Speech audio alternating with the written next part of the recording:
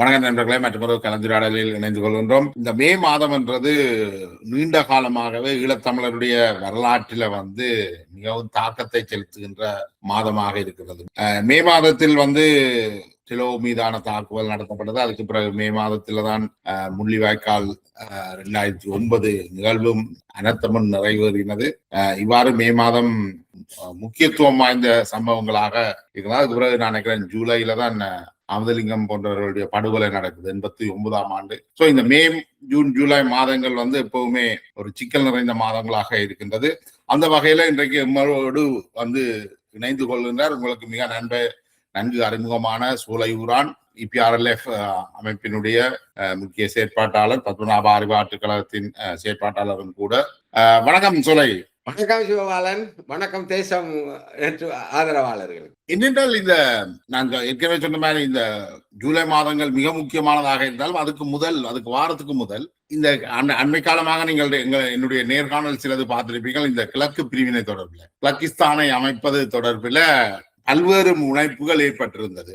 அதுல தோழர் யோகன் கண்ணமுத்து சொல்றார், இந்த கிழக்கு பிரிவினை கிட்டத்தட்ட 65ஆம் ஆண்டு காலகட்டங்களிலேயே உருவாகினது பற்றி விவரிச்சிருந்தார். உங்களுடைய அனுபவத்தில், உங்களுடைய போராட்ட அனுபவங்கள் கூடாகவும் எப்ப இந்த கிழக்கு பிரிவினை என்றது ஒரு முக்கியத்துவம் பெறுகிறது நினைக்கிறீங்க? உண்மையா தோழர், அந்த ஜோகங்கண்ணமுத்து சொன்ன மாதிரி 65ஆம் ஆண்டிலே ஒரு வரலாறு இருக்குது. யாழ் எதிர்ப்பு சங்கம் ஒன்று கிழக்குல கட்டப்பட்டிருக்குது, மட்டக்களப்பு. அது மட்டக்களப்புல அது ஒரு இடத்து போனாலும் அதுக்கு பின்னால காலத்துல நான் நினைக்கிறேன் அந்த கிழக்கு பிரிவினை எங்க அதிகமா வருதுன்னு சொன்னா 70க்கு பிறகுதான் அதை ஒரு காத்திரமான இதா வைக்க பாக்குது.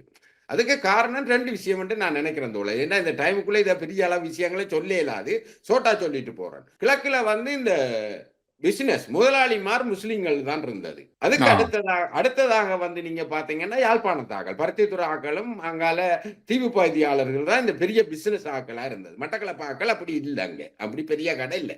மட்டக்களப்புல இருந்த உடுப்பு கடையில எனக்கு தெரிஞ்சு 80ஆம் ஆண்டு தான் ஒரு மலையத்தால் தமிழாலா வேற ஒரு ஆள் கடை போட்டேன். அதுக்கு முதல் முஸ்லிம் ஆக்கள்ற கடையும் ஜப்னா ஆக்கள்ற கடையும் தான் எல்லா இடமும் இருந்தது, எல்லா பகுதியிலையும். அப்ப இதால இந்த முஸ்லிம்கள் மேலான வெறுப்ப இந்த யாழ்ப்பாண முதலாளிமார் செய்ய வேண்டிய தேவை அங்க மெல்ல மெல்ல அது வருகிறது. அதே மாதிரி நீங்க பாத்தீங்கன்னா அது ஒரு வியாபார போட்டியா தான் வருகிறது. அது உண்மையா வியாபார போட்டி. அண்டைய காலத்து மட்டக்களப்பு ஆக்கள் வயலும் வயல் சார்ந்த இதுவும் நிலவும் நிலம் சார்ந்த தொழிலோட தான் அவங்க இருந்திருக்காங்க. இந்த வரலாற்று முஸ்லிம்களோட ஒரு போட்டி நிலைமை, அவங்களுக்கு ஒரு போட்டியும் அண்டைக்கு முஸ்லிம்களுக்கு இருக்கல. உண்மையா இந்த ரைஸ் மில் போட வந்த ஜப்னாக்களும் இப்ப 2-3 ரைஸ் மில் இருந்தது, பெரிய மில்லுகள் யாழ்ப்பாணத்தை ஆக்கல்றதா, மற்றது முஸ்லீம் ஆக்கல்றது. வியாபார போட்டி தான் நாங்க முதல் இந்த இதை கூர்மை ஆக்குது மெல்ல மெல்ல. அதுக்கு 2வது பிறகு பார்த்தா இந்த அரசாங்கம் ஒரு தரப்படுத்தலை கொண்டு வந்தது தானே, இந்த தரப்படுத்தல். அப்ப இந்த தரப்படுத்தலும் வந்த உடனே ஒரு வருஷம் தான் அது இன ரீதியான தரப்படுத்தலா இருக்குது. அடுத்த வருஷம் அது மாவட்ட ரீதியான தரப்படுத்தலுக்கு வந்துருது. இந்த தரப்படுத்தல நீங்க பாத்தீங்கன்னா யாழ்ப்பாணத்துல மிக அதிக வசதி படைச்சவர்கள், கல்வி சார்ந்தவர்கள் தங்களோட பிள்ளைகளை எடுத்துக்கொண்டு யாழ் மாவட்டத்தை விட்டு எல்லா மாவட்டத்துக்கும் இடம்பெயர்றாங்க. ஒரு சின்ன குறிப்பொண்டு நான் இங்கே முதல் பார்த்தேன். நான் அந்த காலம் மட்டக்களப்பு அம்பாறை மாவட்டத்துல குறைஞ்சது 14,000 குடும்பங்களுக்கு மேல கிழக்குல குடியேறி இருக்காங்க. அப்படி ஒரு இதை பாக்குற ஆட்களுக்கு இதுல ஒரு தெளிவு வரணும் என்னென்றால், நீங்கள் சொன்னது போல இந்த இன ரீதியான தரப்படுத்தல ஸ்ரீமாமோ அம்மையார் கொண்டு வரைக்குள்ள அது ஒரு வருடம் தான் தமிழர்களுக்கு கூடுதலான புள்ளி எடுத்தால் தான் பல்கலைக்கழகம் செல்லணும். ஆனால் அது அந்த அடுத்த ஆண்டே அது நிறுத்தப்பட்டு மாவட்ட ரீதியான தரப்படுத்தல் கொண்டு வரப்படுது. இந்த மாவட்ட ரீதியான தரப்படுத்தல் எப்படி என்றால், அன்றைய காலகட்டத்தில் பல்கலைக்கழகங்களுக்கு செல்கின்ற மாணவர்கள் பெரும்பாலும் யாழ்ப்பாணத்தில இருந்தும் கொழும்புல இருந்துதான் பெரும்பான்மையான மாணவர்கள் பல்கலைக்கழகம் சென்று கொண்டிருந்தார். கண்டி, கொழும்பு, யாழ்ப்பாணம். அப்ப இந்த நிலைமையை மாற்றி அமைக்கிறதுக்காகத்தான் மாவட்ட ரீதியான தரப்படுத்தல் கொண்டு இலங்கையில உள்ள அனைத்து மாவட்டங்கள்ல இருந்தும் மாணவர்கள் பல்கலைக்கழகம் போறதுக்கான ஒரு வாய்ப்பு வழங்கப்படுது. அப்ப மட்டக்களப்புல இருந்தும் போவார்கள், கிளிநொச்சியில இருந்தும் போவார்கள். இது அன்றைய காலகட்டத்துல மிகப்பெரிய வரப்பிரசாதமாக தமிழ் மக்களுக்கு இருந்தது, சிங்கள மக்களுக்கும் தான். ஆனால் இதையே யாழ்ப்பாண சமூகம் தமிழர்களுக்கு எதிரான ஒரு திட்டமிட்ட நடவடிக்கையாக கருதி எங்களுடைய இளைஞர்கள், பல்கலைக்கழக பள்ளிக்கூடம் போகாத இளைஞர்கள் எல்லாம் இந்த தரப்படுத்தலுக்கு எதிராக போராட வழிகிட்டாரு. அப்ப நீங்க இதே பாருங்களேன், பிரபாகரன் அப்பா அம்மாக்களே அங்கதான் குடியிருந்தவங்க அந்த காலத்துல. 70 காலத்துல 72 காலத்துல பிரபாகரன் குடும்பமே கிழக்குல வந்து குடியேறி இருக்கு. உத்தியோகத்துல பேர் ரான்சர் எடுத்தே வாரது, இதுக்கு பிளான் பண்ணி ரான்சர் எடுத்தே வந்து. அவர் தொழில் நிமித்தம் வந்தாரா அல்லது பிரபாகரன் பல்கலைக்கழகம் அனுப்பணும் வந்தாரா? அது அவருக்கு தான் தெரியும். அன்னைக்கு தொழில் ரீதியா அவர் வந்தார். பிரபாகரன் படிச்சிருந்தா அங்க இருந்து போயிருப்பார் அவர். அப்படி பார்த்தாலும் அவரும் பிறகு வன்னிக்க தான் போய் இருந்திருக்காங்க கடைசியிலையும் வன்னிக்க. அந்த அடிப்படையில நீங்க பாத்தீங்கன்னா தரப்படுத்தலுக்காக வந்த இந்த ஜஃப்னா ஆக்கள் வந்து அங்க வந்து வியாபாரத்துக்காகவும் இதுக்காகவும் அங்க குடியேறி இந்த சூழல் வந்து மெல்ல மெல்ல அங்க ஒரு இதை வருது. ஆனா ஏற்கனவே திட்டமிட்ட இதுல அங்க ஒரு யாழ் எதிர்ப்புவாத வந்து அங்க ஆரம்பத்துல வந்த யாழ்ப்பாணத்தாக்கள் தான் அந்த சங்கத்தையும் ஆரம்பிச்சிருக்காங்க, கிழக்காக்கள் ஆரம்பிக்கல. அதை தேடி போனா அதுதான் தெரியுது. அதுக்கு பின்னால காலத்துல நீங்க பாத்தீங்கன்னா தமிழரசு கட்சிக்குள்ள ஒரு தந்தை செல்வாட மரணத்துக்கு பிறகு அது ஒரு பெரிய பிரச்சனையா வருது. 6 தலைமண்டு அது உண்மையா அந்த சீனியாரிட்டியும் அதிகாரப்படியும் அது உண்மையா ராயவரைக்கு தான் கிடைக்க வேணும். ராஜவரை தங்கத்துறை கனகரட்னம் போன்ற ஆக்களுக்கு தான் அது உண்மையா கிடைக்க வேணும், உண்மையா ராஜவரைக்கு. அது இல்லாம ஆக்குறதுக்காகவே ராயவரைக்கு எதிரான ஒரு சதியில கொண்டு வந்து நீங்க பாத்தீங்கன்னா அதுல அந்த 77 எலெக்ஷன்ல காசி ஆனந்தனை பாடுறாங்க தமிழரசு கட்சியில. 2வது பற்றுப்பு தொகுதியிலே உண்மையா வந்து ரத்னசிங்கத்துக்கு தான் அந்த பாராளுமன்ற தேர்தல் சீட் கொடுக்க வேணும். அவருக்கு கொடுக்காம SLFல இருந்த கனசலிங்கத்தை எடுத்து அவர் கல்லாரண்டபடியா கனசலிங்கத்துக்கு கொடுக்காங்க. இப்படி கணக்க வரலாறு இருக்கு தோழர். இது நாங்க தொடர்ந்து போகணும், அந்த உங்க நம்ம டைமுக்குள்ள இதுகள் பேச இயலாது. அப்ப இது வந்து ஒரு இன முரண்பாட்டை கொண்டு வருது. அந்த நேரத்துல பிரதேச முரண்பாடு தமிழ் தலைமைகள் ஏற்படுத்துது. அது முஸ்லிம் தரப்புக்குள்ளையும் ஏற்படுத்துது, இங்க தமிழ் தரப்புக்குள்ளையும் அந்த அதிகாரத்தை வந்து ஏற்படுத்துது. அந்த காலத்துல நீங்க பாத்தீங்கன்னா 90க்கு முன் மட்டக்களப்பு மாவட்டத்துல எல்லா இந்த 20 டிபார்ட்மெண்ட்டுக்கும் ஏஜி ஆபீஸ், அப்ப ஏஜி ஆபீஸ் தான் சொல்றேன், ஏஜி ஆபீஸ் மாதிரி ஏஜியே இந்த 20 டிபார்ட்மெண்ட்டுக்கும் அதிகாரிகள் யாழ்ப்பாணத்தாக்களை தான் இருப்பாங்க. அவங்க SLS படிச்சு பாஸ் பண்ணி அப்ப அப்படித்தான் இருந்தது. அந்த நிலைமை அங்க இருந்தது. ஒரு ஆள் 2 பேர் தான், அதுக்கும் 10 வருஷம் படிச்சு அந்த சேவிஸ்ல SLS பாஸ் பண்ணி வாராக்கள் 1-2 பேர் தான் அந்த அதிகாரத்துக்கு வந்தாக்கள் அந்த இருந்தவங்க. எனக்கு தெரிஞ்சு கிட்டத்தட்ட 80-85 வரைக்கும் அப்படித்தான் இருந்தது. அது மற்ற முழுதும் ஜஃப்னாக்கள் தான். போஸ்ட் ஆபீஸ் கெட் ஆபீசர் என்றான்னு, கச்சேரி என்றான்னு, ஆஸ்பத்திரி என்றான்னு எல்லாமே அப்படித்தான். இது பார்வையாளர்களும் ஒருக்கா விளங்கிக் கொள்ளணும் என்றால், காலனித்துவ ஆட்சி முறையில வந்து அந்த அதிகாரத்தை வந்து நிர்வாகத்துக்குள்ள கூடுதலாக யாழ்ப்பாணத்தார் ஈடுபட்டதால அவர்கள் இலங்கை முழுவதும் அல்ல, இலங்கைக்கு வெளியில மலேசியா போன்ற நாடுகள்லையும் போய் அவர்கள் ஒரு காலனித்துவ நிர்வாகத்தை கட்டமைக்கிறவர்களாகத்தான் செயற்பட்டுக்கிறார்கள். அப்ப இதே நிலைமை இருக்கக்குள்ள தோழர் இப்படியே போய்கொண்டிருக்கக்குள்ள அங்க வந்து ஆயுத போராட்டம் வந்துருது. 81க்கு பிறகு ஆயுத போராட்டங்கள்ல ஆயுதங்களோட இளைஞர்கள் வந்ததும் அங்க இளைஞர்களுக்கு ஒரு தமிழ் தேசிய உணர்வோட, வெறும் பிற்போக்கு தமிழ் தேசிய உணர்வோட நாங்க எல்லாம் வளர்ந்து அதுக்கு போனதுன்றதெல்லாம் உண்மைதான். ஆனா அத அரசும் தமிழ் தேசியமும் இந்த முஸ்லிம்களுக்கு எதிராக அது மெல்ல மெல்ல நகர்த்துதானே. உண்மையா முஸ்லிம்கள் அங்க வந்து அவங்க வந்து உண்மையா அரபுக்குள்ள முஸ்லிம்கள் இல்லை, அவங்க முக்குவ இனத்தவர்கள் தானே. அவங்க ஒரு காலப்போக்குல அவங்க மாறி இருக்காங்க அந்த மதத்தை அடிப்படையா வந்து. அது நீங்க 77ஆம் ஆண்டுக்கு பிறகு JR வந்ததுக்கு பிறகு அரபு நாட்டுக்கு போனதும் அந்த அரபு கல்ச்சர்களை நாங்க அப்படி அள்ளி கொண்டு இங்க வந்ததெல்லாம் வந்து கணக்க விஷயங்களை நாங்க இதுல பேசலாம். ஆனா அது தேவையில்லை. இப்ப வந்து அந்த கிழக்கு பிரிவினவாதம் அந்த வந்தது. இப்ப இன்றைக்கு இந்த முஸ்லிம் அரபு தொடர்புன்றது வந்து இப்ப அரசியத்தில இருந்து வியாபாரிகள் வந்திருப்பினும் வந்தவர்கள் இங்க தமிழ் பெண்களை தான், என்ன பெண்கள் பயணிக்கிறேல தானே, ஆண்கள் வந்திருப்பார்கள். அவர்கள் தமிழ் பெண்களை திருமணம் செய்து இங்கேயே தங்கி இருப்பார். இல்லையென்றால் இந்தியாவுக்கு வந்து இந்தியாவில இருந்து இங்க வந்திருப்பார்கள். அப்ப அவர்கள் தமிழர்களாகவே மாறிவிட்டார்கள். அவங்க தமிழர்கள் தான். அவங்களோட பேர்களே முதல் பாத்தீங்கன்னா வெள்ளத்தம்பி காக்கா, சீனி தம்பி காக்கா, வெகுபடியா தமிழ் பேர்ல தான் இந்த முஸ்லிம் ஆக்களே இருந்திருக்காங்க. எக்கச்சக்கமான வரலாறு இருக்கு. அது இப்ப இளம் தலைமுறை இன்னைக்கு இந்த ஈஸ்டர்ன் யூனிவர்சிட்டிக்குள்ளால கணக்க விஷயங்களை கண்டுபிடிக்காங்க. உண்மையா தாங்க இதண்டு. இப்ப அந்த இடையில நீங்க நினைக்கிறேன் பாத்தீங்கன்னா அந்த 90-77க்கு விடப்பட்ட இந்த முஸ்லிம்கள் அரபு நாட்டுக்கு போனதும் இந்த அரசியல் தலைமைக்கு வந்தாக்கள்ற அரசியல் வேலையாலான அந்த இன முரண்பாடு வந்திருக்கே தவிர உண்மையா அந்த மக்களுக்குள்ள இருந்து அது வரல. இப்ப நாங்க ஒரு நீண்ட அதுக்கு போகணும். நாங்க இந்த இதுக்கு வருவோம், நாம அதை பிறகு பேசுவோம், இன்னொரு தளத்துல பேசுவோம். இப்ப உண்மையா வந்து அந்த கிழக்கு பிரிவினை இதுல இருந்து ஆரம்பிக்குது. ஆரம்பிச்ச உடனே இது ஆயுத போராட்டம் வந்தோடனே ஆயுத போராட்டமும் ஜஃப்னா தலைமைகள் நான் நினைக்கிறேன் டெலோட அடிதான் வந்து இன்னும் டெலோட தாக்குதலே இந்த மேல அது கதைக்கலாம் நினைக்கிறேன். டெலோ தாக்குதல் தான் இன்னும் அந்த கிழக்குல ஒரு பிரிவினையை மேலோங்கி போக்காட்டுது. டெலோட தாக்குதல்ல கிழக்குல யாருக்குள்ள கொல்லப்பட்டாக்களும் மட்டக்களப்பாக்கள் தான் கூட, கிழக்கு மாகாணத்தாக்கள் தான். இந்த நேரம் அந்த டெலோ தாக்குதலுக்கு வர முதல் 36-40 இயக்கங்கள் வரைக்கும் உருவாகி இருக்கு இந்த இது சம்பந்தமாக.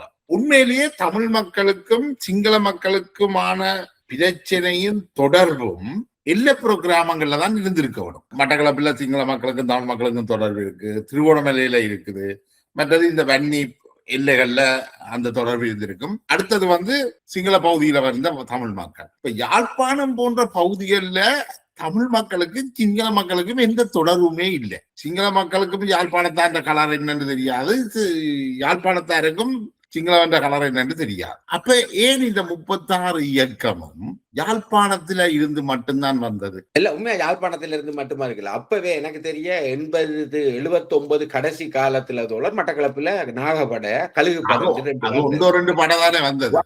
2 படம் வந்தாலே அந்த கிழக்கு அரசியல், அது கிழக்கு அரசியல் பாவனி தான். அதுல இருக்கிற அதை ஆரம்பிச்ச ஆக்கள், அதுல செயல்பட்ட ஆக்கள் எல்லாத்தையும் நீங்க பாத்தீங்கன்னா அவங்க ஆதி அடிவரடி வந்து யாழ்ப்பாணம் அந்த வரவாத்தான் இருக்கும். அதுல பேர் அந்த லிஸ்டுகளை எடுத்தமெண்டா அது நமக்கு இப்ப தேவையில்லை. தனிப்பட்ட ஆக்கள் அந்த அந்த ஆக்கள் தான் அதையும் அங்க ஸ்டார்ட் பண்ண வெளிக்கிறாங்க. அதுக்கு பிறகு இந்த ஆயுத போராட்டம் அடியும் யாழ்ப்பாணம் தான். அந்த அதுக்கு தலைமை தாங்க சிவராமன் எடுத்தான்னு ஆக்கள் எடுத்தாலும் நீங்க தூர பாத்தீங்கன்னா அவங்க எல்லாம் எங்கேயோ ஒரு பக்கத்துல அங்க இருந்து வந்தாங்க. அது ஏன் யாழ்ப்பாணம் தான் தலைமை தாங்கணும்? 35 இயக்கத்துக்கும் யாழ்ப்பாணம் தான் தலைமை தாங்கணும் என்ற நிலைமை என்பது கிழக்காக்கள் அன்றைக்கு தோல பெரிய அளவுல கல்வியை நோக்கி நகர் இல்லை. அவங்க விவசாயம் தான். இப்ப எங்கட அப்பாட அப்பா எல்லாம் வந்து சொல்லியிருக்காங்க, நீ என்ன இது படிச்ச என்னத்தை கிழிக்க போறா, வயலை செய், ஒரு பிரச்சனை இல்லை, இவன்ட்ட போய் வெளியே டிகிரி எடுத்து போட்டா வந்து போராட்டம் அப்படித்தான் அந்த கட்டமைக்கப்பட்டிருக்கு. அந்த அரசியல் அந்த ஜஃப்னா தலைமுறைக்குள்ளால கட்டப்பட்டு வந்தது தோல. அப்ப கிழக்குல இது என்ன நடக்குதுண்டா, இப்ப சிவராமன் இந்த இதெல்லாம் வந்து இப்படி வருதுன்னா அதுக்கு உண்மையா அப்படியே கட்டப்பட்டு வந்து இந்த டெலோ தாக்குதல்ல டெலோ தாக்குறதுக்காக ஒரு குரூப் யாழ்ப்பாணத்திலிருந்தே அனுப்பப்படுது. குமரப்பா, பொட்டம்மான், கமல், நியூட்டன், திலீப் சொல்லி ஜஃப்னா தலைமை தான் அப்படியே வருதுன்னு வந்துதான் கிழக்குல தாக்குதல் நடக்குது. அந்த தாக்குதல் நேரத்துல கடவுள் அண்டு கல்லாத்த ஒரு ஆள் வந்து அதை விட்டுட்டு போறேன். அதுக்கு பிறகு ரொமியும் என்ற ஒரு பொடியனும் மட்டக்களப்பு டவுன் பொடியன், இருதயபுரத்து பொடியன் இப்ப ஆஸ்திரேலியாவில் இருக்க கடவுள் வந்து ஜெர்மன்ல இருந்து இப்ப கேள்விப்பட்ட லண்டன்ல போயிருக்கிறாராம். ஜெர்மன்ல அவர் இருந்தவர் கடவுள் அண்டு அப்படி நடந்து வரக்குள்ள தோழர். அந்த நேரமே இந்த யாழ் தலைமைக்கு எதிரான நிலப்பாடு இருந்தபடியாத்தான் கிழக்குல ஒரு காலத்திலையும் விடுதலை புலிகளால தங்கட கட்டுப்பாட்டுக்கு கொண்டு வரையலாம் இருந்தது. டெலோட முகாம் இருந்தது, இபிஆல விட எல்லா காலத்திலையும் இருந்திருக்கேன். இது வந்து கர்நாடக பிரிவு, புள்ளையாண்ட பிரிவுக்குள்ள அப்படி எல்லாம் பார்க்க தேவையில்லை. இந்த வரலாற்று ரீதியா நீங்க பாத்தீங்கன்னா கிழக்குல டெலோட ஆபீஸ், பிளட் ஆபீஸ், இபிஆல ஆபீஸ், இபிடிபி ஆபீஸ் உட்பட இபிடிபி ஆபீஸ் கூட அங்க இருந்துதான் இருக்குது, தொடர்ச்சியா இருந்திருக்குது. அங்க அது ஒன்றும் இல்லாம ஆக்கல்ல. இந்த யாழ்ப்பாண தலைமைக்கு எதிரான மனநிலை தான் அவங்கள பாதுகாத்திருக்குன்னு நினைக்கிறேன். அதுக்கு பிறகு நீங்க பாத்தீங்கன்னா இன்றைக்கு இருக்கிற கருணாக்களோ இல்ல இந்த மாகாண சபைய ஆதரிக்கிற ஆக்களோ அன்னைக்கு பாத்தீங்கன்னா அன்றைக்கு அதெல்லாம் ஆதரிக்கல. அதுக்கு எதிராக நின்று ஆக்கள் தான், அதை ஆதரிச்ச ஆக்களை சுட்ட ஆக்கள் தான் இவங்க.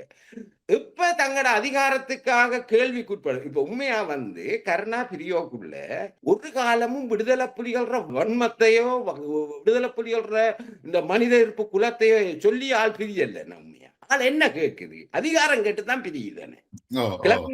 உண்மையா வந்து விடுதலை புலிகள்கிட்ட இருந்த இந்த மனித குலத்துக்கு எதிரான சிந்தனைக்காக வெளியே வந்திருந்தா நியாயமா இருந்திருக்கும் அது. ஆனா உண்மையா கருணா வந்து என்ன செய்யுதுன்னு சொன்னா அதிகாரத்துக்காக ஆசைப்பட்டு கேட்க வலிக்கிட்டு தான் இந்த இது வருது. இதோட ஆயுத பலமும் இருந்தபடியா, ஏற்கனவே அங்க கிழக்கு பிரிவினவாத சிந்தனையும் இருந்தபடியா அது ஒரு வலுவான அமைப்பா அவங்களால கட்ட முடிஞ்சிச்சு. அது அரசும் அதுக்கு மிக துணையா போச்சு. நீங்க பாத்தீங்கன்னா அதுல டிஎம்பிபி, இபிடிபி, இஎன்டிஎல்எஃப் இந்த 3 அமைப்பும் ஒரு சமூகத்துக்குள்ளால அது கட்டப்படல தோழர். நாங்க ஒன்றும் யாருக்கும் தனிப்பட்ட கோபத்தில் இல்லை. இது ஒரு அரசிட தேவைக்காக, அரசிட நலன்களுக்காக அந்த அரசுகளால் அது கட்டப்பட்டதா தான் நான் பார்க்கிறேன். இதுல வேறாக்கள்ற சிந்தனை பார்வை எல்லாம் போதும். அது இயந்தியலவே நீங்க எடுக்கலாம். எல்லா அமைப்பில இருந்து பிரிஞ்ச ஆக்களை பயன்படுத்தி அதை எப்படி குரூப் ஆக்குது என்று சொல்றது அந்த இயக்கங்கள். மற்ற இயக்கங்கள்லாம் சரிய பிள்ளையோ நல்லதா கெட்டதான்றதெல்லாம் கேள்வி எல்லாம் இருக்கு. அது அந்த சமூகத்துக்கு இருந்தே அது உருவாகுது. இந்த 3 அமைப்பை நீங்க பாத்தீங்கன்னா அப்படி உருவாகல. ஆனா இபிடிபியை பொறுத்த வரைக்கும் அது ஓரளவுக்கு சுயாதீனத்தை கையாண்டுறது தானே. டிஎம்பிபி போலவோ இஎன்டிஎல்எஃப் போலவோ அரசாங்கத்தின் ஒரு கைக்கூலியாக முழுமையாக செயல்பட்ட மாதிரி தெரியல. நீங்க அப்படி என்ன பாக்குற போது உண்மையா இன்றைக்கு கூட டிஎம்பிபிக்கு ஒரு சமூகத்துக்கு ஒரு கட்டுமானம் இருக்கு. இபிடிபிக்கு அந்த கட்டுமானமே இல்லை. ஏன்னா அது ஒரு இதாத்தான் இயங்கி இருக்கேன். மனிதர்களை எப்படி பயன்படுத்தி கொண்டு தான் ஒரு தலைவரா மட்டும் இன்றைக்கும் வரைக்கும் டிஎம்பிபி நினைச்சா மட்டக்களப்பு மாவட்டத்தில் ஒரு கூட்டத்தை நடத்துது, ஒரு மேதினத்தை நடத்துது. அதுக்கு ஒரு சமூக கட்டுமானம் இருக்குது. அது அந்த கட்சிக்குள்ளால வந்த ஆக்கள்ற கிழக்கு தேசியத்தை நேசிக்கிறா. கிழக்கு தமிழ் தேசியமா உண்மையா கிழக்கு தேசியம் இல்லை.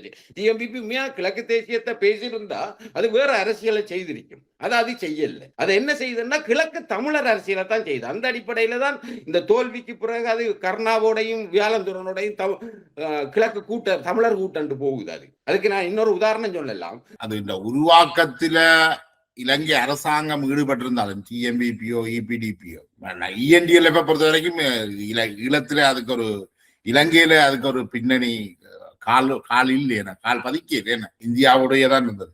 ஆனா இந்த 2 அமைப்புகளுமே ஓரளவுக்கு மக்கள் செல்வாக்க பெற்று ஒரு கட்டத்துல ஆட்சியை தக்க வச்சதான். அது ஆட்சியை தக்க வச்சதுக்கான காரணங்கள் தோழர் இப்ப விடுதலை பல்வேறு காரணம் இருந்தாலும் மக்கள் வாக்களித்திருக்கிறார். அந்த கட்டமைப்பு இருக்குது. அவங்களுக்குள்ள அந்த கட்டமைப்பு அந்த அதுக்குள்ள இருந்து வந்த அந்த மக்களோட வாழ்வோட வந்தபடியா அது இருக்குது. அது உண்மையா அதை நாங்க மறக்கலாம். அதுல இபிடிபியை விட டிஎம்பிபிக்கு அது கூட இருக்குது. அதை நாங்க சும்மா அந்த குறைச்சி மதிப்பீட்டு எல்லாம் போக தேவையில்லை நாங்க. ஆனா அந்த டிஎம்பிபி கிழக்கு அரசியலை பேசுற டிஎம்பிபியோ டிஎம்பிபி ஆதரவாளர்களோ கிழக்கு மக்களுக்கான அரசியலை பேசல. கிழக்கு தமிழர்கள் என்று அதை குறுக்கி கொண்டது தன்னை அதை குறுக்கி கொண்டுச்சு. அதுக்கு நீங்க நான் பெரிய உதாரணம் தமிழ் தேசியவாதத்தின் போக்கத்தான் காட்டு. அந்த தேசியவாதத்தை அப்படியே கொப்பி பண்ணி இங்க செய்ய வலிக்கிட்டுச்சேனே.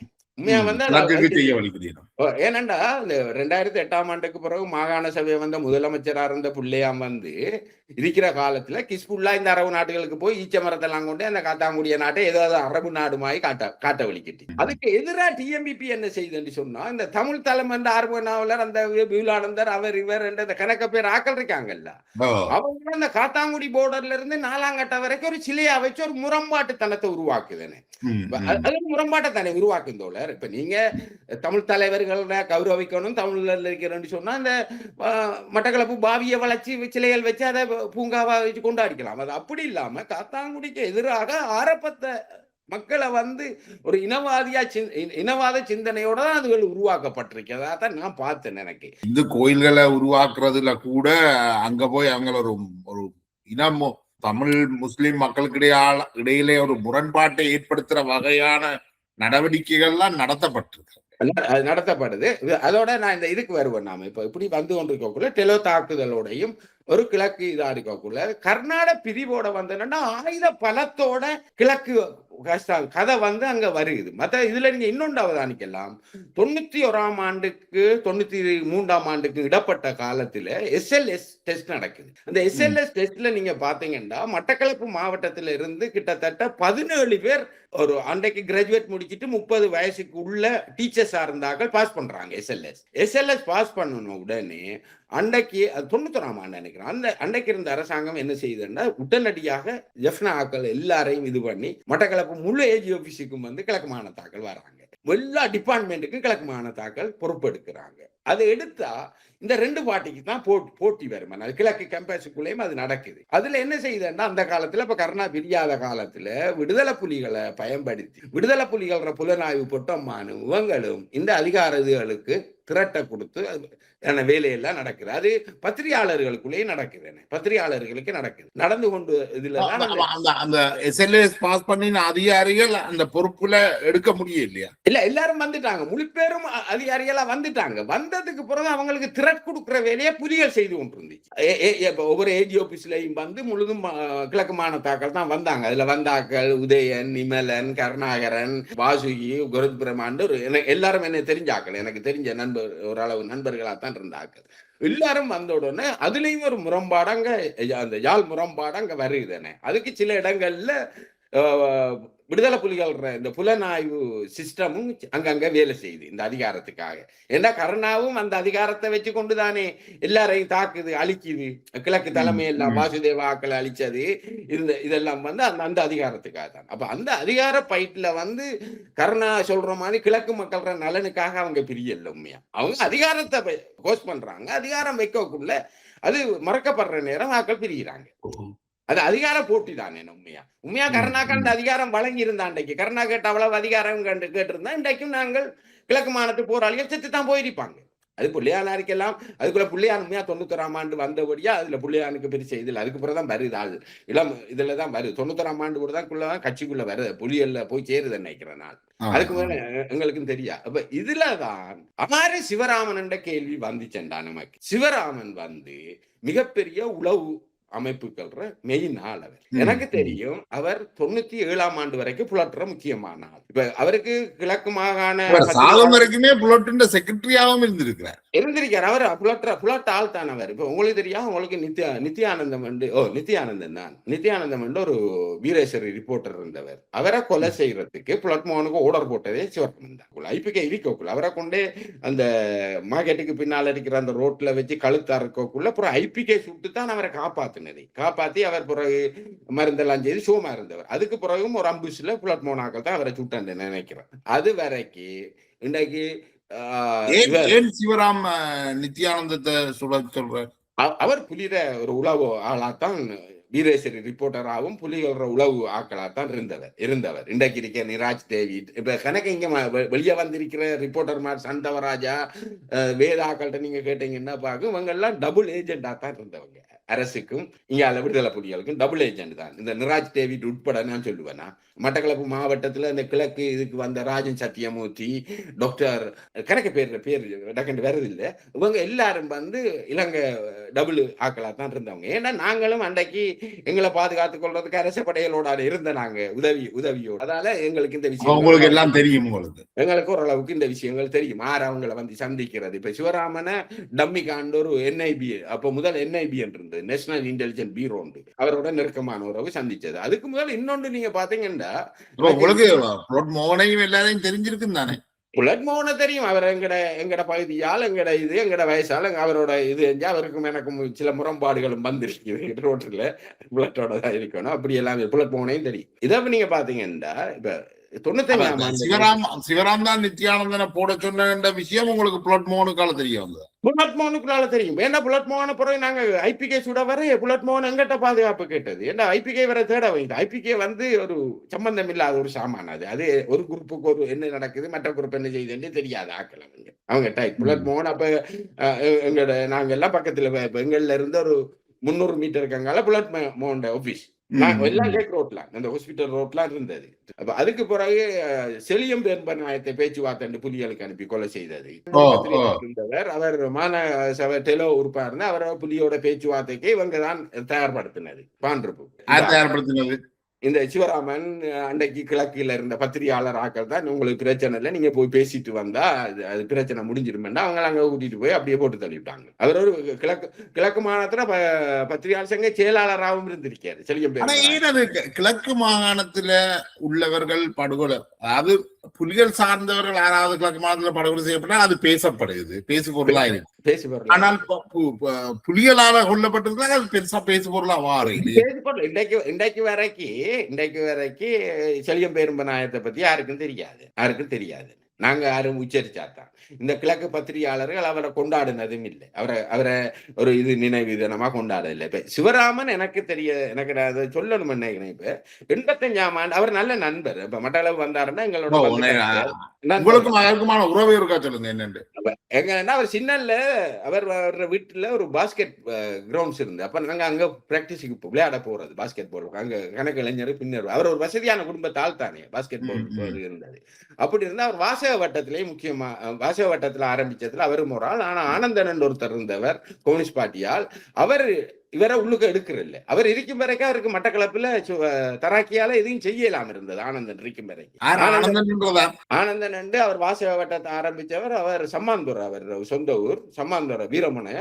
அவர் வந்து மட்டக்களப்புல கல்யாணம் கட்டியிருந்தவர். அவர் வாசகர் வட்டத்தை உருவாக்குன அவர் தான். அவர் அந்த 95 ஆண்டு எஸ்டிஎஃப் இதுல வந்து பஸ் ரோட்டால போக்குள்ள கொல்லப்பட்டவர். அவர் இருக்கும் வரைக்கு சிவராமனால மட்டக்களப்புல எதுவும் செய்ய இயலாத ஒரு நிலைமை இந்த வாசகருக்கு பத்திரிகையாளருக்குள்ள இருந்தது. அவர் மரணத்துக்கு பிறகுதான் சிவராமன் அங்க வருகுதானே 95 ஆண்டுக்கு பிறகு இந்த இதுக்குள்ள இந்த பத்திரிகையாளர் ஆக்களோட சாதாரண இதோட தண்டை நெருக்கத்தை கூடுது. அது வரைக்கும் அது புலட்டு அப்படித்தான் நாள் இருந்தது எனக்கு தெரிஞ்சு.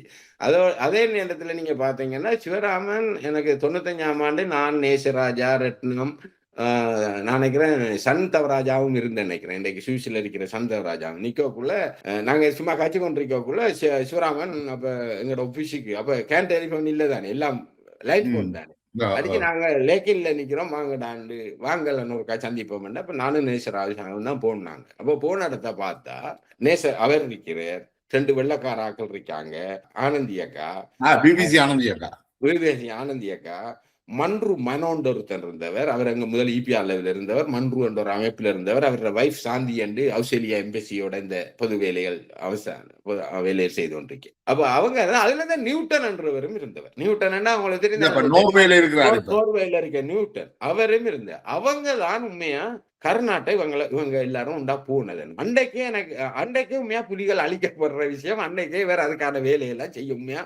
இது எத்தனாம் ஆண்டு நடக்குது?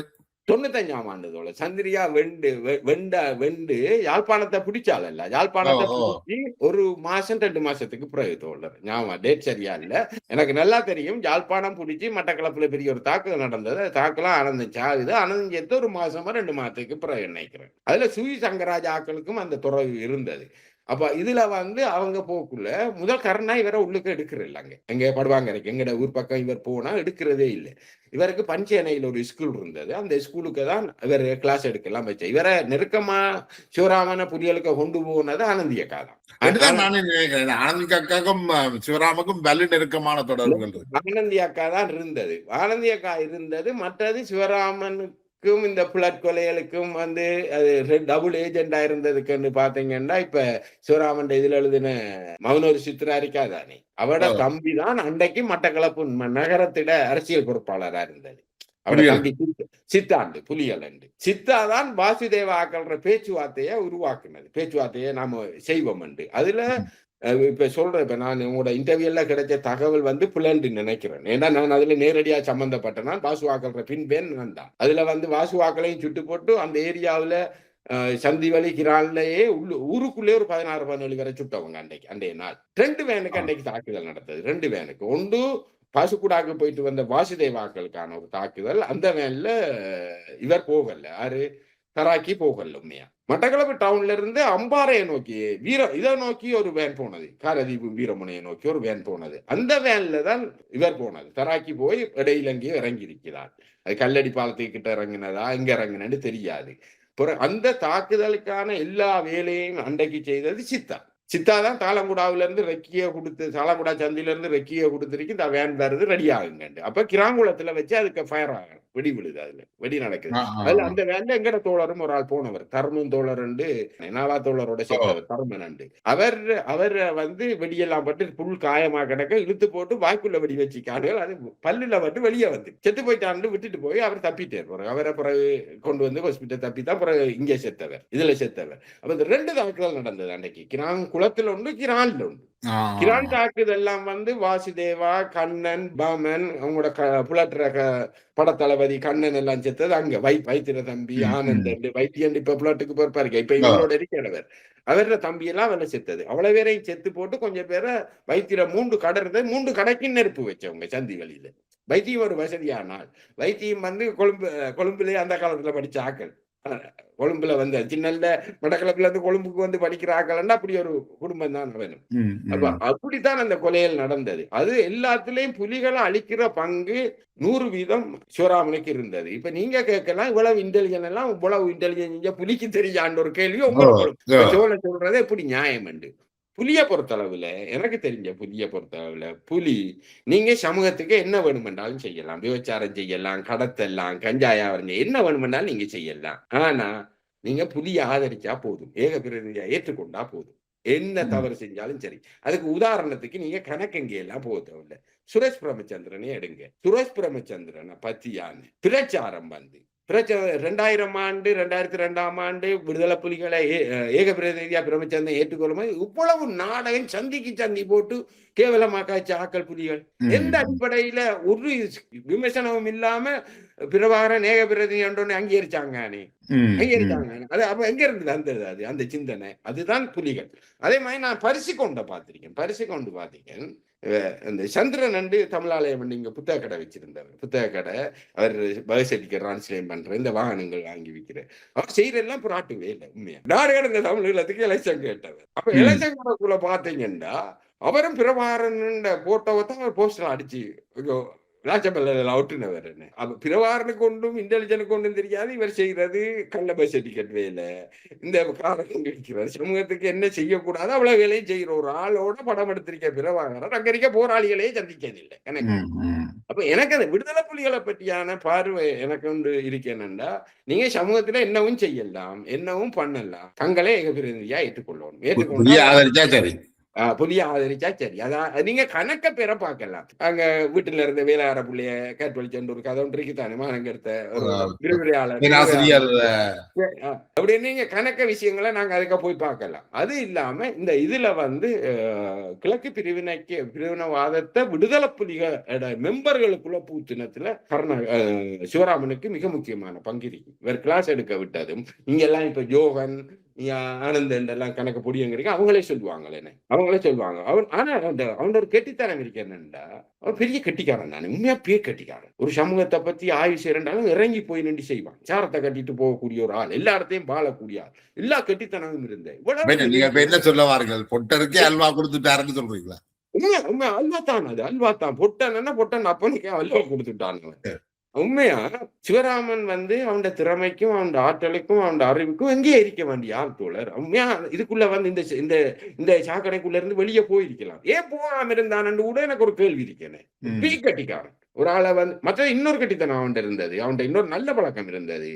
எந்த கிலோ ஒரு ஆளையும் உங்கள்கிட்ட அந்த திறமை இருந்தா அந்த திறமைக்கு வளர்த்து விடுறேன் மனநிலையும் அவனுக்கு இருந்தது. உங்களுக்கு வாசிப்பு இருந்தா அந்த வாசிப்பு தனத்துல உங்களை வளர்த்தோம். நீங்க ஒரு பத்திரிகை இதுல இருந்தா அதெல்லாம் அவன்கிட்ட இருந்தது. ஏன் இப்படி நடந்து கொண்டாடுன்றதுக்கு எனக்கு கேள்விகள் எழும்போது எனக்கு தெரியும். ஆனால் கஞ்சா அடிக்கும், தண்ணி அடிக்கும், எல்லா சமூகத்துல இந்த தமிழ் சமூகத்தால கட்டமைக்கப்பட்டிருக்கிற அந்த ஒழுங்குகள் இருக்குல்ல, அது எல்லாத்துக்கும் எதிர்மறைவா. நான் மட்டக்களப்புக்கு வந்தா ஒரு பிரச்சனை இல்லை. சைக்கிள் எடுத்து காத்தாங்குடிக்கு போய் ஆகணும். அவங்க கஞ்சா கோப்பி குடிக்கிறதுக்கு, கஞ்சா கோப்பி மாட்டு சூப்பும் குடிக்க போயே ஆகும். அந்த தமிழ் அவர் உயிரோடு இல்லாத நேரத்துல நாங்கள் அவதூறு செய்யறோம். ஏற்கனவே அவர் இருக்கேக்குள்ள அவருக்குமே இது தெரியும். அவர் நல்லது கெட்டது எல்லா விஷயத்திலையும். இப்ப பரிசுக்கு வந்த இடத்தையும் நான் நினைக்கிறேன் ஜோகங்கண்ணமுத்தோட வீட்டையும் இங்க ஒரு எனக்கு தெரிஞ்ச நண்பர் நல்லரசனோட வீட்டையும் தான் ஆள் தங்கினது. விடுதலை புலிகளோட ஆள் தங்கினதே இல்லை.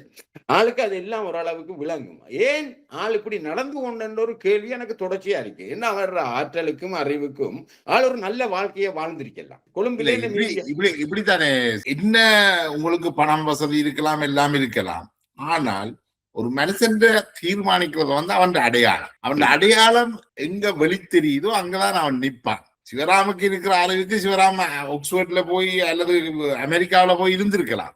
இருந்திருந்தா சிவராமன் அடையாளம் தெரியாம போயிருக்கு.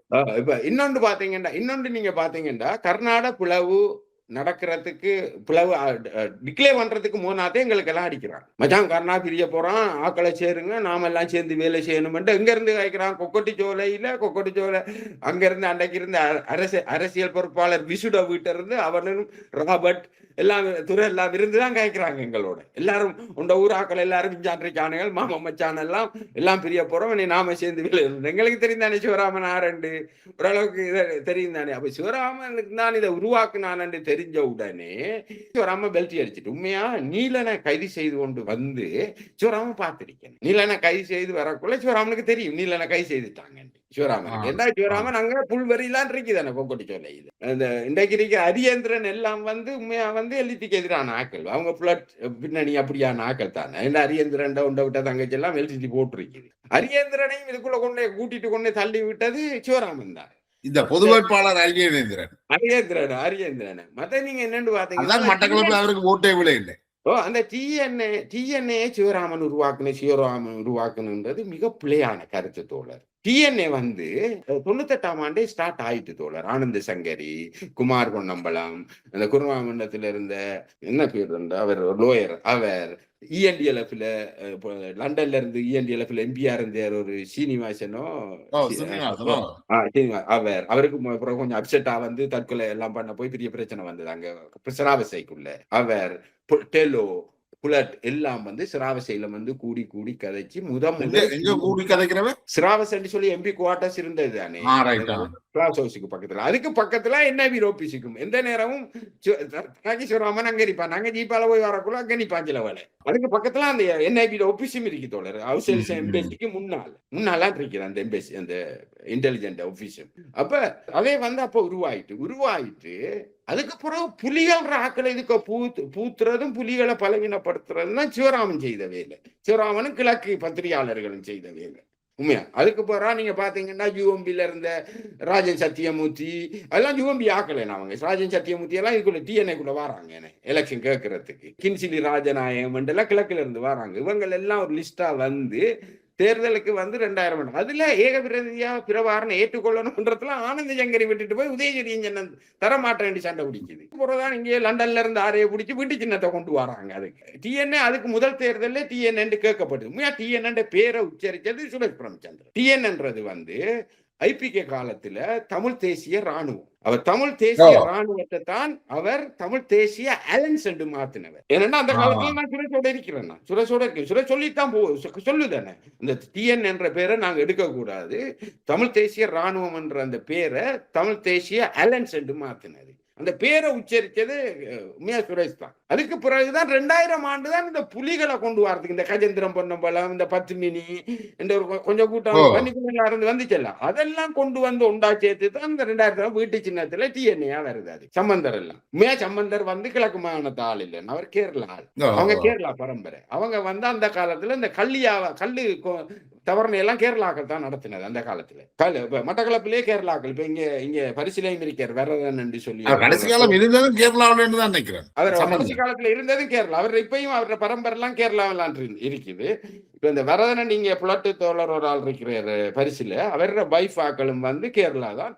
அவங்களும் அந்த காலத்துல இந்த கல்லு இதெல்லாம் வந்து அவங்க தான் கேரளாக்கள் தான் செய்யறது. இந்த கல்லு தவறுன முழுதுமே மட்டக்களப்பு மாவட்டம் பாரு எல்லாத்துலயும். அப்ப அந்த இதுக்குள்ள இருந்தா இவர் வந்தது. அப்ப இப்படித்தான் இந்த கிழக்கு வாதம் வந்தது. உண்மையா புலிகளை அழிக்கிறதுல ராஜதந்திர ரீதியா சிவராமன் பங்கு கூட. சிவராமன் இப்ப மற்றாக்கள் ஆயுத ரீதியா தாக்குதல் நடத்தினது. இப்ப நீங்க சொன்ன முதல்ல ஆரம்பத்துல சொன்ன ஒரு விஷயம் முக்கியமா, அதை ஒரு தடவை இன்னும் சொல்ல இல்லை, ஆனா அதை நானும் அறிஞ்சிருக்கிறேன். சிவராம புலிகளோட கொண்டே சேர்த்ததுல ஆனந்தியக்காண்ட பங்கு, பிபிசி ஆனந்தியக்காண்ட பங்கு முக்கியமானது. ஆனந்தியக்கா கனதரம் கதைக்கும் பொழுது எனக்கு சிவராம பற்றி சொல்லி இருக்கிறேன். இப்ப ஆனந்தியக்காவை நான் சந்திச்சேன். ஆனந்தியக்காவை அன்றைக்கு தான் நான் காட்டுறேன். கண்டதே அன்றைக்கு தான். ஆனந்தியக்கா கண்டு ஆனந்தியக்கா கதைச்சு இங்க வன்னியோட கதைச்சு வன்னி ஆக்கள் எல்லாம் ஏற்பாடு பண்ணித்தான் ஆனந்தியக்கா கொண்டு போறது. அப்ப அங்கால போறதுக்கு படுவாங்கரைக்க போறதுக்கு அன்றைக்கு உதவியா இருந்தது மனோகரனும் இன்னொரு ஆள் மன்றுக்கு பொறுப்பா இருந்தவர். அவர் பேர் ஞாபகம் வந்தா சொல்றேன். அவர் தான் இவங்களை பயணத்துக்கு கூட்டிட்டு போனது பவுனதிவால எல்லாம் கதைச்சு அன்றைக்கு ராணுவத்தோட.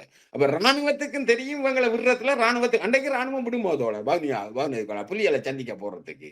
அப்ப ராணுவத்துக்கும் தெரியும் இவங்க டபுள் ஏஜென்ட் தான். அவங்க போனா போகட்டும் வாங்கி தான் ராணுவம் இருந்தது அன்றைக்கு இன்டெலிஜென்ட். அன்றைக்கு அந்த நேரத்துல சக்கி ஆட்கள் பொறுப்பா இருந்த நினைக்கிறேன். சக்கிக்கு பிறகு நிலாம்டீன் ஒரு ஆள் தான் இருந்தவர் அங்க இன்டெலிஜென்ட்க்கு பொறுப்பா. அவங்களுக்கு தெரியும் என்ன இவங்க டபுள் ஏஜென்ட் ஆக்கள் அவங்களுக்கு தெரியும். அப்ப அவங்க இதுகளை சில இதுகளை கண்டுகொள்ள மாட்டாங்க, அப்படியே விட்டுருவாங்க. அவங்க போய் அப்படியே இருந்து கொக்கரிச்சோலையில இருந்து தண்ணி அடிச்சு பாட்டி போட்டு அப்படித்தான் வருவாங்க. அப்ப எங்களுக்கு அங்க சாதாரண ஆக்கள் சொல்லுவாங்க. எனக்கே சில ஆக்கள் வந்து சொல்லியிருக்காங்க, இவனோட எல்லாம் நீ காய்ச்சி திரிக்கான், அவனால அங்க புலியோட எல்லாம் இருக்கான், நீ என்னண்டு காய்ச்சி திரிக்கான். இப்ப எங்களோடையும் வந்து சிவராமன் ஆக்கள் வந்து கல்லு குடிப்பாங்க. இப்ப இங்க துரரட்னம் இப்ப இருக்கிற ரிப்போர்ட்டர் சுவிஸ்ல இருக்கிற அவர், நடேசன் எல்லாம் சும்மா கல்லு குடிக்கிற அது பழக்கம் இருக்குதானே. அதுகளை பார்த்துட்டு எங்கட ஊர் சொந்தக்காராக்கள் வந்து சொல்லுவாங்க, இவன் அங்க இந்த எப்ப பார்த்தாலும் பொட்டண்டாக்களோட ரமணண்டாக்களோட இருக்கா, நீ இவனோட லாங்காச்சு கொண்டு இருக்கிறியான்னு கேட்டுட்டு போவான். இந்த பத்திரிகை கோஷ்டி இப்ப உண்மையா வந்து இந்த இப்ப இங்க ஐபிசி காய்க்கிற இவர் இருக்கு நிராஜ் டேவிட் இருக்கல்ல, அவங்கள பத்தி எல்லாம் நான் கதைக்க கூடாது, எங்களுக்கு காய்ச்சா காப்புணர்வுல காய்க்கிறவன் நினைக்காங்க. இந்த வெளிநாட்டுக்கு வந்திருக்கிற சந்தவராசா, இரா துரைரட்னம், தேவா போன்றார்கள் சொல்ல வேணும். உண்மையா என்ன செய்தவங்க மட்டக்களப்பு மாவட்டத்துல. அவங்களுக்கு தெரியாமலும் இல்லை இதெல்லாம். இது என்னன்னா, இந்த தமிழ் தேசியத்துக்கு இழுபட்டு தங்களையும் அடையாளப்படுத்திட்டு போறதுல இதுல மௌனிச்சுட்டு போறாங்க. சில உண்மையில சொல்லாம. இந்த உண்மை தெரிஞ்ச ஆட்கள் தான் இவங்க எல்லாருமே. இந்த உண்மை தெரியாத ஆட்கள். அவைக்கும் அந்த கிழக்கிஸ்தான் ஆசைகள் இருந்ததா? அவங்க கிழக்கிஸ்தான் ஆசையான ஆட்கள் தான் இப்ப இந்த இதை உருவாக்கி வச்சுக்காங்க. எதை உருவாக்கி வச்சுக்காங்க? சிவராமனுக்கு சங்கம் அமைச்சு வச்சிருக்காங்கன்னா எத்தனையோ பத்திரிகையாளர் செத்திருக்காங்க. எவ்வளவு மேலாக்கள் கிழக்கிஸ்தான் அந்த ஆரம்பை அவங்களோட கிழக்கிஸ்தான் மன்னனில தான். அன்னைக்கு நீங்க சாதாரணமா தனிப்பட்ட சந்திரராஜாவோட காய்ச்சிங்கன்னா யாழ்ப்பாண மையவாதத்துக்கு எதிராக கணக்க கிடைக்குமா? இந்த வாழ்வோட சம்பந்தப்பட்ட பிரச்சனையா இது மாறினத்தால தங்களோட அடையாளங்களை இல்லாம ஆக்கிற கூடாண்டதுக்காக இதோட இழுபட்டு போன போக்கொண்டுதான் இந்த சமூகத்துக்கு வந்திருக்கு. அதுல இருந்தா வெளியாரு. இப்ப அதுலதான் எங்களையும் எம்பிபி காரன் டாக்கள் என்று சொல்றதானே. நீங்க என்னதான் சொன்னாலும் தமிழ் தேசியம் என்றது யாழ் தேசியம் தான். யாழ் தேசியம் அது நீங்கள் சொல்ற இந்த சந்தவராஜா மற்ற நிராஜேவி இந்த தேசியம் காய்க்கிற எல்லாரும் யாழ் தேசியத்துக்கு அணிபடிஞ்சுதான் செயல்படுறாங்க. அந்த செயல்பாட்டுக்கு மேல தாண்டி போக வாழ்க்கை இப்ப இன்றைக்கு ஐபிசிய பாய்ச்சி கொண்டா தாங்க ஒரு பிரமுகரா வரையலாத எங்களா யாருக்கு தெரியும். இப்ப உங்களை போல ஆக்கள் கூப்பிட்டு பேட்டி எடுக்கிறீர்கள். இல்லாட்டி நாங்க ஆரண்டே தெரியாம போயிருப்போம். நாங்களும் 25-40 வருஷமா அரசியல் செய்யறோம். ஓமா இல்லையா? பிரமுகர் ஆகிறதுக்காக போறது. இப்பவே எனக்கு ஒரு பிரச்சனையா இருக்கு. இப்ப என்னன்னா இப்ப இந்த எம்பிபி இப்படியா இருக்கு அல்லது சந்தவராஜா யாரும் தமிழ் தேசியத்துக்கு எதிரான நிலை எடுத்திருந்தால் அவர்களோட மனதில் இருக்கிற உண்மையான நிலையை எடுத்திருந்தால் அவர்களும் துரோகி ஆக்கப்பட்டிருப்பார்கள். அது துரோகி என்ற அந்த சொல்லாடலுக்கு பயத்துல தான் எல்லாருமே. இப்ப சந்தவராஜா புலட்ல இருந்து ஜெயில இருந்தால் என்ன, பூஷாவில இருந்து வெளிக்கடையில இருந்தால் என்ன, சந்தவராஜா புலட் அமைப்பால இருந்து தராக்கி சிவராமன் ஜோகண்ணமுத்தெல்லாம் அந்த காலத்துல புலட் முக்கியமானாக்கள் சந்தவராட வீட்டை தான் போய் இது செய்யறவங்க. உண்மைகள் உறங்குவதில்லை என்ற அந்த வாக்கியத்தோடு நாங்கள் இதை முடிச்சுக் கொள்வோம். உங்களுடைய நேரத்தை ஒதுக்கி எங்களோட இதை உரையாடலை நிகழ்த்தியமைக்கு மிக்க நன்றி சொல்கிறோம். நன்றி தோழர். உங்களுக்கும் தேசம் ஆதரவாளர்களுக்கும் நன்றிகள்.